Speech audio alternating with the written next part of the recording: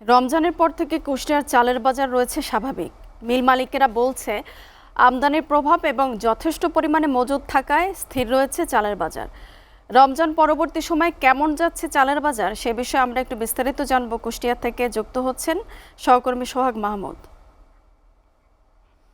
সোহাগ, কুষ্টিয়ায় যেহেতু চালের যথেষ্ট মজুদ রয়েছে, তো কুষ্টিয়ার চালের বাজার বর্তমান পরিস্থিতি সম্পর্কে জানান আমাদের।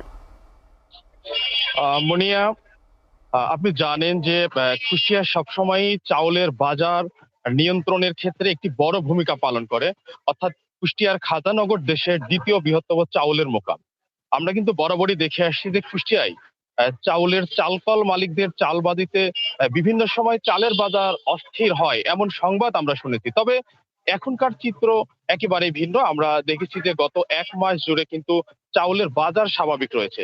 আমি যদি আপনাকে আরেকটু বলে রাখতে চাই যে এখানে যে চাউলের যে মজুত রয়েছে, মূলত আমি কথা বলেছিলাম এই খাজানগরে যারা মিলার রয়েছে তাদের সাথে। তারা বলছে যে যে চাউলের যে মজুত সেটা পর্যাপ্ত পরিমাণে রয়েছে। পাশাপাশি এই বিভিন্ন দেশ থেকে যে চাউল আমদানির যে ব্যাপারটি, যার ফলে কিন্তু ও চাউলের দাম এখন পর্যন্ত স্বাভাবিক রয়েছে। গেল ১ মাস কিন্তু চাউলের দাম বৃদ্ধির কোনো ঘটনা ঘটেনি।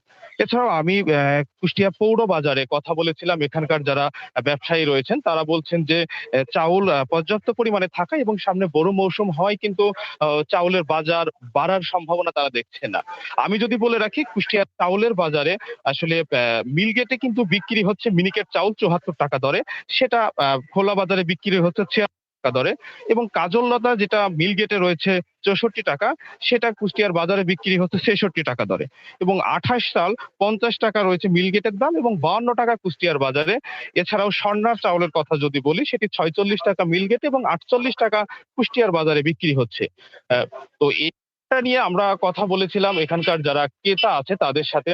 তারা বলছেন যে মূলত চাউলের বাজার রমজান থেকে এখন পর্যন্ত স্বাভাবিক রয়েছে, এবং তাদের দাবি যে যদি এই বাজারটা যদি ঠিক এভাবেই থাকে তাহলে নিম্ন আয়ের মানুষের জন্য আসলে এটা সহজ হবে তাদের চাউল কেনার ক্ষেত্রে। এছাড়াও ব্যবসায়ীরা যারা আছেন, যারা ব্যবসায়ী নেতা রয়েছেন কুষ্টিয়ার চালকল মালিক, তারা বলছেন যে বড় মৌসুম খুব সন্নিকটে, খুব অল্প দিনের ভেতরে নতুন চাউল বাজারে চলে আসবে। যার ফলেই এখন পর্যন্ত আসলে চাউলের দাম বৃদ্ধির আসলে সম্ভাবনা খুব একটা তারা দেখছেন না। এছাড়াও আমি কথা বলেছিলাম কুষ্টিয়ার যিনি দায়িত্বে আছেন, আসলে বাজার মনিটরিং কর্মকর্তারা যারা আছেন, তাদের সাথে কথা বলেছি। তারা আমাদেরকে জানিয়েছেন যে মূলত এখন পর্যন্ত তারা চাউলের বাজারের যে মূল্য যেটি রয়েছে সেটা স্বাভাবিক রাখতে, যেন কোনো কালোবাজারি না হতে পারে, কোনো কারসাজি না হতে পারে, তার জন্য তারা কিন্তু ইতিমধ্যেই তাদের যে মনিটরিং টিম রয়েছে তারা সবসময় পর্যবেক্ষণে রেখেছেন এবং বাজার স্বাভাবিক রাখার জন্য তারা সার্বিক কাজ করে যাচ্ছেন। মুনিয়া। সোহাগ, আপনাকে ধন্যবাদ।